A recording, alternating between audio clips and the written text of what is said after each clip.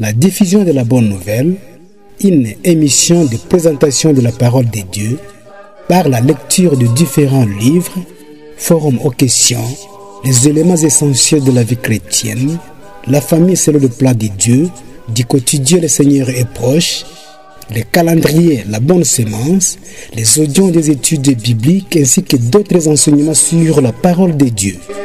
Une production de la POCC, promotion des œuvres chrétiennes du Congo, c'est du Bible Minova. Contact plus 243 97 50 33 991. Email centre.diffusionbible@gmail.com. Votre serviteur, frère héritier Kisso.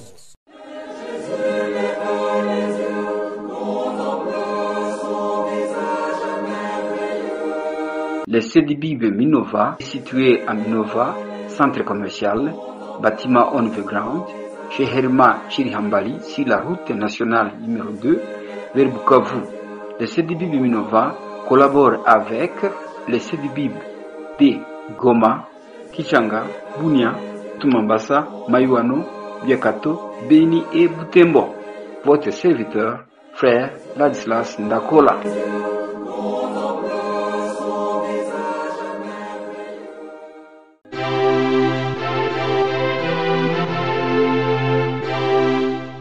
Suivez votre émission, la diffusion de la bonne nouvelle, tous les jours pour bénéficier de ces enseignements qu'elle vous présente à travers ces messages d'appel et aussi d'édification. Votre serviteur, frère Gilbert Bando.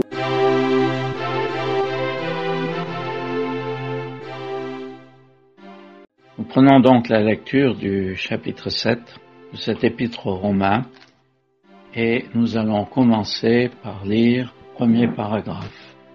Ignorez-vous, frères, car je parle à gens qui entendent ce que c'est que la loi a autorité sur l'homme aussi longtemps qu'il vit. Car la femme qui est soumise à un mari est liée à son mari par la loi tant qu'il vit. Mais si le mari meurt, elle est déliée de la loi du mari. Ainsi donc, le mari étant vivant sera appelé adultère s'il est un autre homme. Mais si le mari meurt, elle est libre de la loi, de sorte qu'elle n'est pas adultère en étant à un autre homme. C'est pourquoi, mes frères, vous aussi, vous avez été mis à mort à la loi par le corps du Christ, pour être à un autre, à celui qui est ressuscité d'entre les morts, afin que nous portions du fruit pour Dieu. Car quand nous étions dans la chair, les passions des péchés, lesquelles sont par la loi, agissaient dans nos membres pour porter du fruit pour la mort.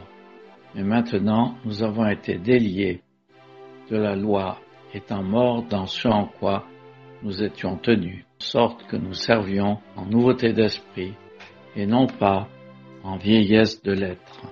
Dans le chapitre 6, nous avons déjà noté ce qui est écrit. Le péché ne dominera pas sur vous parce que vous n'êtes pas sous la loi, mais sous la grâce. Et la question qui avait été posée, pourquoi donc pécherions-nous parce que nous ne sommes pas sous la loi, mais sous la grâce? Et l'apôtre avait répondu qu'ainsi n'advienne, surtout pas, parce que nous sommes esclaves de celui à qui nous nous livrons. Si nous nous livrons au péché, nous sommes esclaves du péché, et la loi condamne ceux qui pratiquent le péché.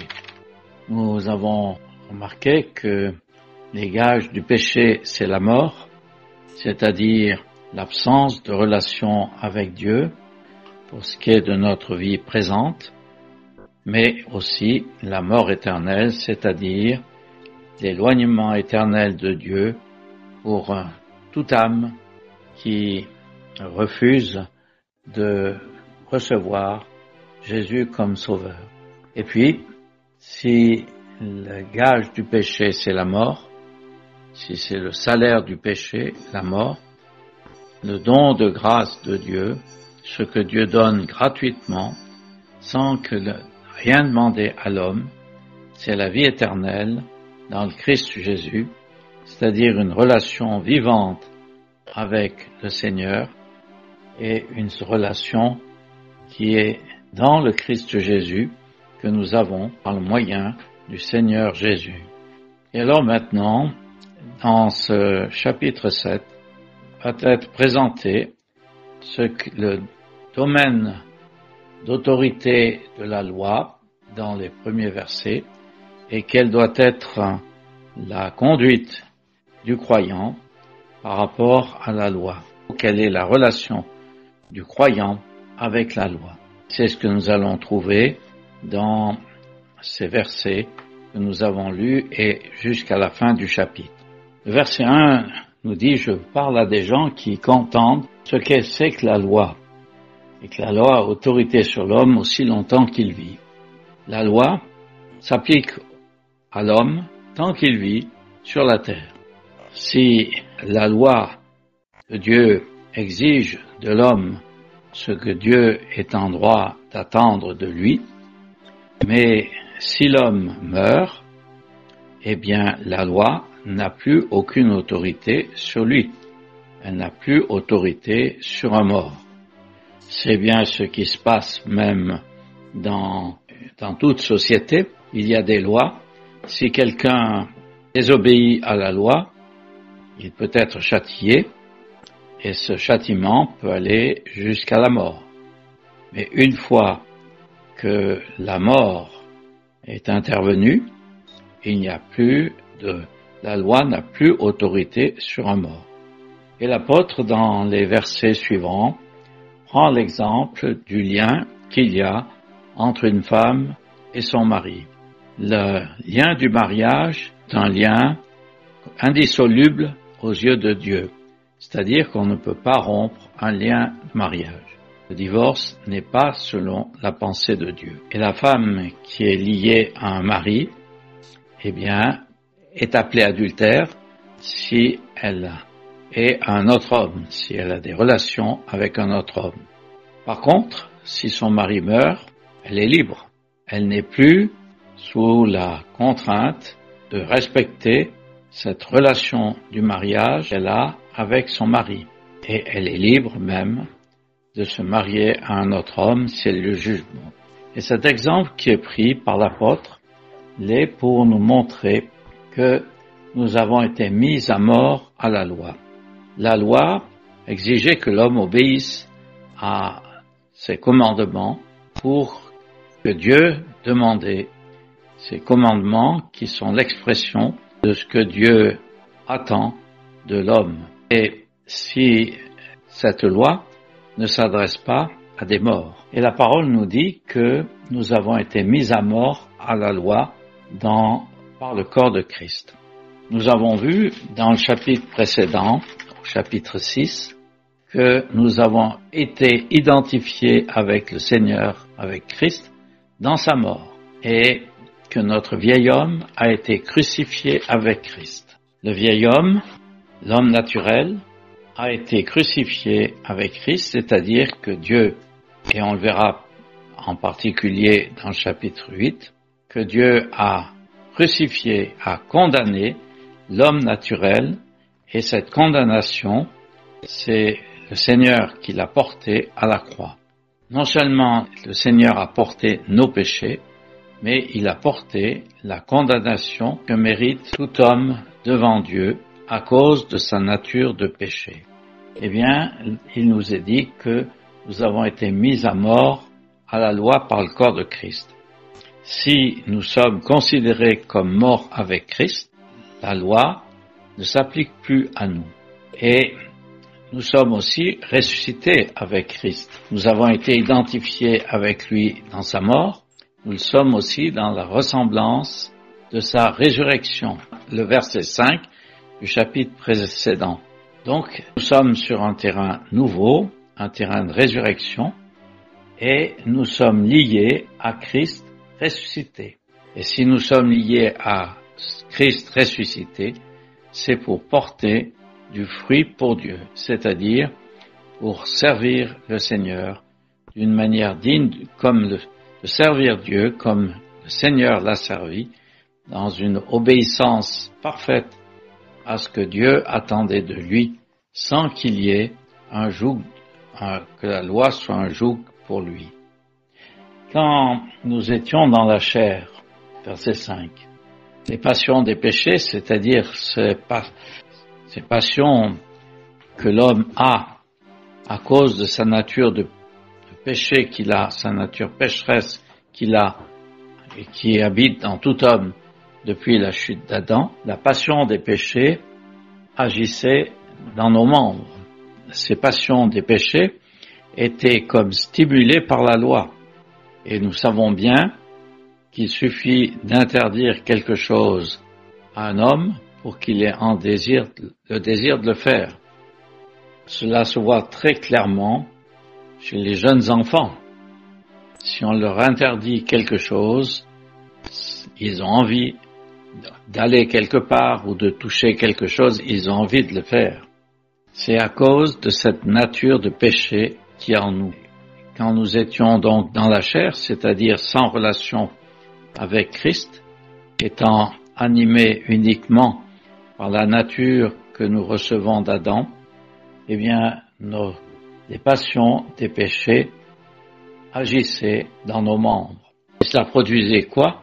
La mort, c'est-à-dire l'éloignement, l'absence de relation avec Dieu. Quelqu'un qui agit selon sa propre volonté, sans faire la volonté de Dieu, ne peut pas jouir d'une relation vivante avec Dieu. Voilà ce que produit le péché dans l'homme en Adam. Et maintenant, nous sommes déliés de cela, nous ne sommes pas sous la loi, mais nous sommes déliés de ce à quoi nous étions assujettis pour servir Dieu en nouveauté d'esprit et non pas en vieillesse de l'être. Dans ce verset 6, il y a une expression que nous notons. Il s'agit de servir en nouveauté d'esprit. Nous avons vu dans le chapitre 4 que nous avons à marcher en nouveauté de vie. Et nous avons remarqué que marcher en nouveauté de vie signifie marcher comme Christ a marché, et non plus en étant dirigé simplement par nos désirs, nos passions, ce que nous trouvions juste ou bon.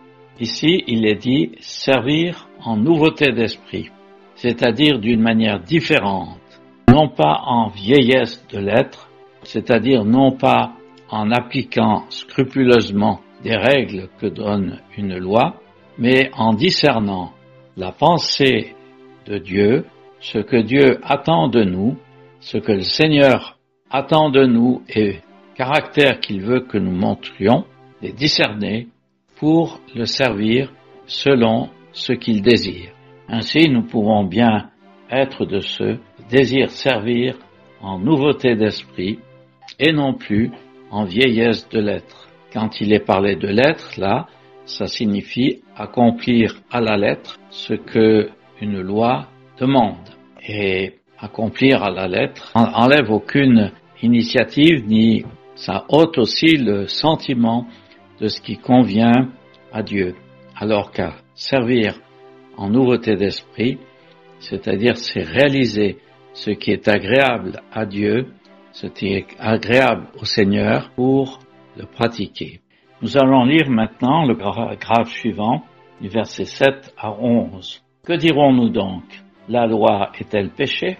Qu'ainsi n'advienne. Mais je n'aurais pas connu le péché si ce n'avait pas été par la loi, car je n'aurais pas eu conscience de la convoitise si la loi n'avait pas dit « tu ne convoiteras point ». Le péché, ayant trouvé une occasion par le commandement, a produit en moi toutes les convoitises, car sans la loi, le péché est mort. Or moi, étant autrefois sans loi, je vivais, mais le commandement étant venu, le péché a repris vie, et moi je mourus. Et le commandement qui était pour la vie a été trouvé lui-même, pour moi, pour la mort. Car le péché, ayant trouvé une occasion par le commandement, me séduisit, et par lui me tua. Ce qui précède, dans les versets 1 à 6, pourrait laisser penser qu'il y avait quelque chose de faux dans la loi, quelque chose qui ne convenait pas. Mais ce n'est pas possible. La loi est-elle péché? est-ce qu'on peut assimiler la loi avec le péché? Qu'ainsi n'advienne. Ce n'est pas possible. La loi a été donnée par Dieu. Tout ce que Dieu donne est bon et parfait. Et alors, pourquoi la loi a-t-elle été donnée? Qu'est-ce que produit la loi? Eh bien, la loi produit la connaissance du péché. C'est-à-dire que par la loi, je réalise que dans ma nature, il y a une volonté qui s'oppose à la volonté de Dieu. La loi dit en particulier « tu ne convoiteras pas ». C'est remarquable de voir que c'est le seul commandement de la loi qui est rapporté dans ces chapitres. Tu ne convoiteras pas. Et ce commandement nous parle des sentiments intérieurs, des désirs intérieurs de notre être, sans forcément que nous les manifestions. Je peux, en voyant quelque chose chez mon frère, mon voisin, désirer le posséder. C'est la convoitise. Ce qui ne veut pas dire que je vais aller le voler ou que je vais aller essayer de m'acquérir cet objet d'une manière ou d'une autre. Mais le seul fait de l'avoir désiré posséder quelque chose, c'est la convoitise. Et la loi disait, tu ne convoiteras pas. Et cela met en évidence cette nature pécheresse qu'a tout homme. Car personne ne peut dire qu'il n'a pas convoité. La loi disait, tu ne tueras pas, tu ne commettras pas adultère, etc. Et beaucoup de personnes, et sans doute beaucoup d'entre nous, pourraient dire, mais je n'ai jamais commis adultère, je n'ai jamais tué, je n'ai jamais volé, donc j'ai accompli la loi. Eh bien, la loi dit aussi, tu ne convoiteras pas. Et personne ne peut dire, je n'ai pas convoité. Nous sommes tous sous la sentence de la condamnation de la loi parce que nous avons la convoitise en nous. Et je n'aurais pas eu conscience de la convoitise, c'est-à-dire je n'aurais pas réalisé la gravité de ce qu'est la convoitise si la loi n'avait pas dit « tu ne convoiteras point ». La connaissance de ce commandement manifeste en nous cette nature pécheresse qui est en nous, qui convoite, désire posséder ce que nous n'avons pas. La connaissance des commandements qui condamnent le mal fait naître la convoitise, la manifeste, me donne conscience de ce qu'il y a en moi.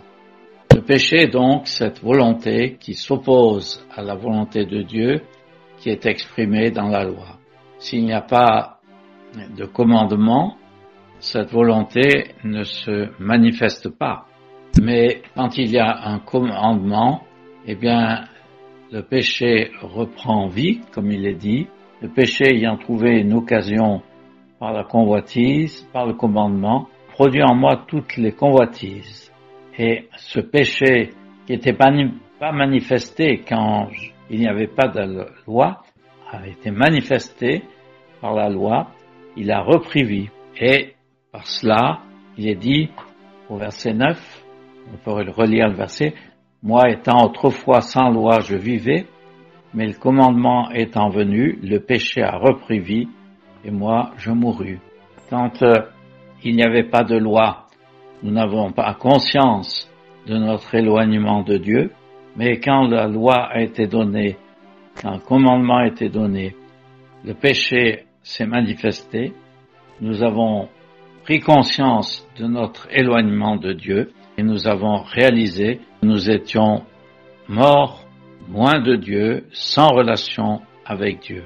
Ce commandement qui aurait dû produire la vie, c'est-à-dire amener l'homme dans une relation vivante avec Dieu, en fait, semble nous éloigner de Dieu. Pourquoi?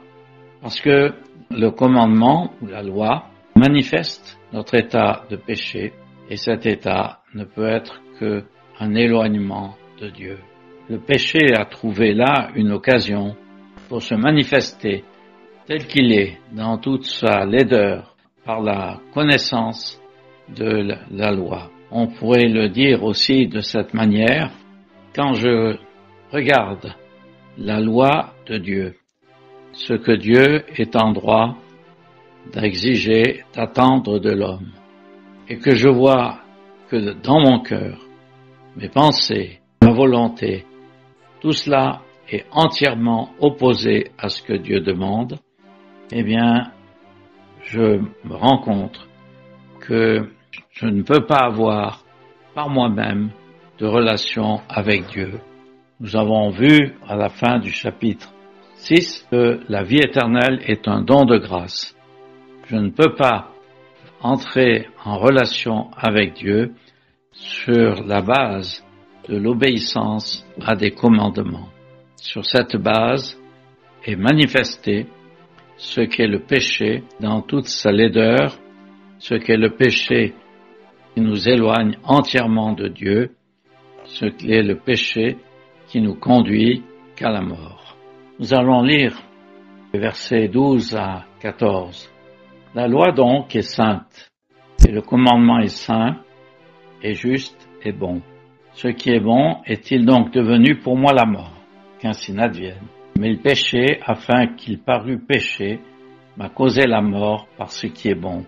Le péché, afin qu'il parût péché, m'a causé la mort par ce qui est bon, afin que le péché devint par le commandement excessivement pécheur.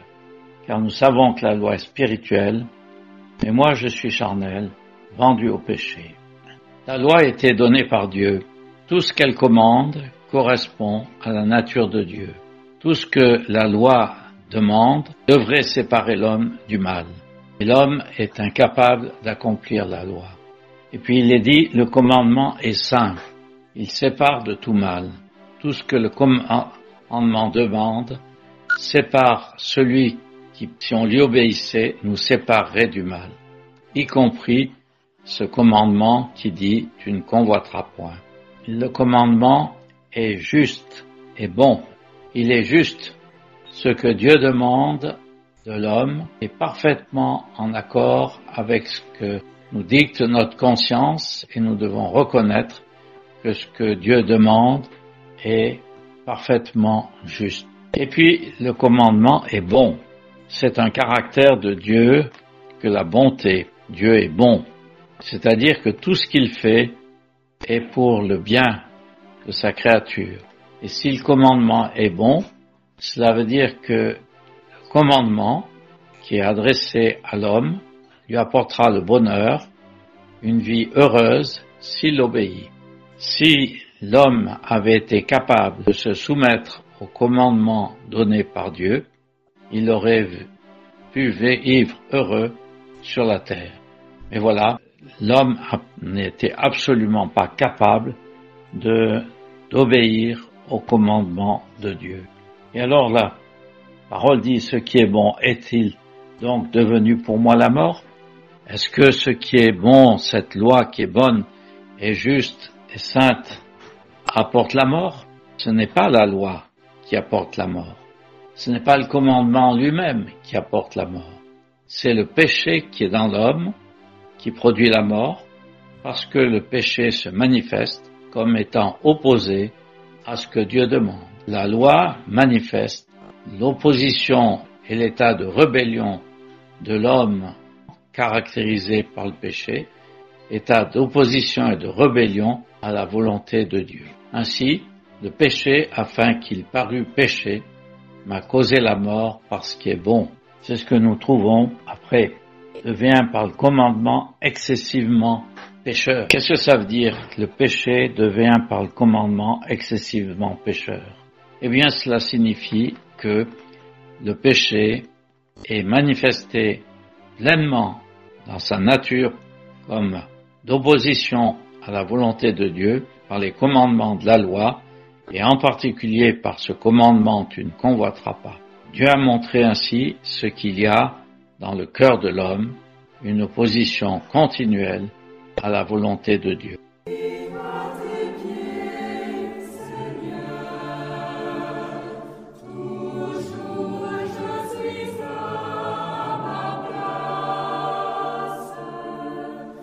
C'était la diffusion de la Bonne Nouvelle, une émission produite par la POCC, promotion des œuvres chrétiennes du Congo, c'est du Bible Minova.